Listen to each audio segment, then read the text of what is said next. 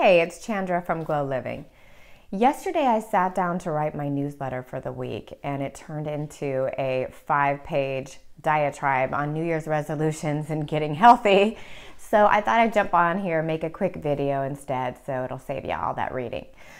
I have printed it out here. I might refer to it a little bit, but what I wanted to share with you is that I found through this data research company, Quanti, that get healthy was the number one search for Google for New Year's resolutions. So I started thinking about, well, what does get healthy mean to me, and what are people thinking when they're looking at their New Year's resolutions for getting healthy? And I personally don't set New Year's resolutions because I do goal setting throughout the year. And, winter is a fallow period, so it's not necessarily the best time to set all these new intentions, but it is the mark of a new beginning. And I do think that getting healthy, there's never a bad time to decide to do that. So I just want to come on and invite you to think about getting healthy maybe a little differently. Maybe you do think in line with what I'm about to share, but most people think that getting healthy means losing some weight. And, for some people, that is a really great start because carrying around a lot of extra weight can add stress to the body. But what I want to share is this idea of getting healthy being an integrated approach of, being healthy in the physical body, being in health mentally and emotionally and spiritually, feeling like when you're looking at the vision of yourself from an integrated perspective, that you're looking for all the different ways that you can increase your health in that area, in all those areas. So I started thinking about how to do that because I like to be practical in what I share here. And I thought about, well, for me, choosing to do that is something that comes with everyday choices.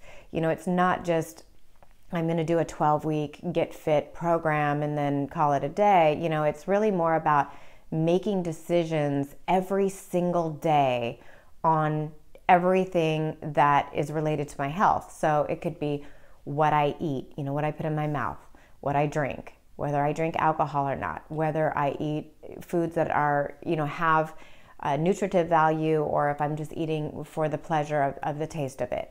It's also things like, what products I put on my body and what products I buy for my home, and whether I'm creating a toxic-free home environment to, prevent exposure to those kind of, the chemicals and the toxicity that we have in our external environments. There's lots of different decisions that I make for my health. It may also be, am I taking time to settle and to connect with myself, to connect with something higher? Am I doing yoga? Am I doing meditation? Am I doing all the things that I feel that I've received positive benefits from in the past to cultivate it for a lifestyle? So what I want to invite you to think about is, instead of just what can I do to lose some weight, which may not be your immediate goal, but it is for 62 million people, as it shows in these results on Google. So, it's really something that has to come with all these decisions that add up to what I call a healthy lifestyle. And that's something that we carry forward to not only be healthy today, but for our future selves. So I invite you to think about how do you visualize yourself now and how you want to, transform or improve over the next, year, but also for your future self down the line. And that brings me to a fear that I recognize that I have, and that I actually, instead of breaking through the fear and pushing the other side and all these things that I would normally do with fear, I actually feel good about having, and I'm going to kind of hold on to as a strategy for leveraging, and that is that I have a fear that my future self is not really going to age gracefully. Like I'm going to get some disease or some, I'm going to be unhealthy in some way. And although holding on to that idea is not something that I want to hold on to, because I don't really think it's true. I think it's really kind of more of just a limiting fear that is hard to explain. But I feel like having that helps me make good decisions now, because I don't want to bring that idea into my future self, manifest it, into reality there. So I think that there are times when we can look at our fears and we can say, okay, that might be leveraging me now to make good decisions for my future. So I'm just going to hold on to that for a minute. Now, you have to be careful with fear, because we don't want to cultivate fear. What we want to do is we want to create a vision for ourselves as being the healthy, person that we want to be in the future. It's just that knowing that fear is kind of there will actually motivate me to make the right decisions for my future. So it's really about consciously creating what you want to create for yourself and knowing your own leverage points to be able to get there. So there's a couple thoughts here. One is that getting healthy is an integrated perspective, body, mind, and spirit. And the other is to really look at the vision you have for your future self and how to make decisions on a day-to-day basis to be able to manifest that and achieve that. And look at your own beliefs and fears and see if there's any leverage points. And if not, then let go of them and be free of any negative aspects that fear has for your life. So those are two things. The third thing that I wanted to bring up is that I am pretty passionate about not being apologetic for putting my health first. I have friends at the gym who have said that their partners have, said, you go to the gym too much, or,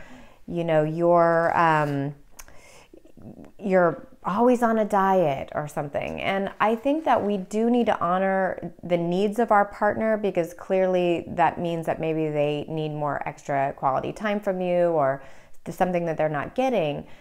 But I would caution everybody to say, prioritizing things like going to the gym and focusing on your nutrition are actually really important for you to do in order for you to cultivate the energy to be able to not only meet all of your goals, but contribute beyond yourself, and be able to give to others. So if your partner can understand that the reason that you're doing these things is kind of equivalent to putting your life mask on first so that you can then assist others, maybe they can support you in that and have a positive view, and also maybe get to the point of seeing you as an inspiration so that they can start to make positive changes in their life. Sometimes people, give you, some grief about being a fitness freak or whatever, because you're a mirror to them. They're looking at, what they're not doing, or, shame around that. And, just be compassionate in that area and just keep being you and your authentic self and being true to yourself. And you'll see that people will align and most likely be very inspired by your commitment to those healthy goals. So I just want to leave you with that. And for those of you who want to stay watching, I just wanted to share a couple more of the search terms that I found were very popular on Google. And I thought, wow, wouldn't it be great for us not to worry about dieting and be able to worry about, or not worry, but tackle some of these other awesome goals. So 19 million searches were to live life to the fullest. I mean, how cool is that? For a New Year's resolution, people want to live life to the fullest. And I'm 100% behind that. And that's what I want to focus on. 17 million did learn new hobbies. And I think that's, fantastic as well, because we always want to be growing and expanding and learning. So I love that search as well. 6 million did travel. So how cool is that? Increasing our adventurous side and learning about new cultures and living in a big world. I'm 100% for as well. There, 4 million did read more. There was a lot of people who said spend less and save more. A lot of people wanted to get organized. So if you can relate to those goals, I think that, you know, choosing to make positive, healthy decisions every day of your life, it can be just part of your lifestyle, and then you can get onto these all awesome, amazing goals that are going to take you to the next level. So hopefully this is helpful to you in terms of how you're looking at getting healthy, how you're looking at your New Year's resolutions, how you're thinking about living your life to the fullest potential. And if you have any questions for me or want me to explore any areas or rant more about it, you know, let me know, because I am so passionate about this topic, and I think our health is of the utmost importance. And so I'm building a business here around personal growth and development, but how to live a healthy lifestyle. So I love to hear from you. How do you do it? And maybe we can share some tips. So have a fantastic day, and I hope to hear from you soon. Thanks. Bye.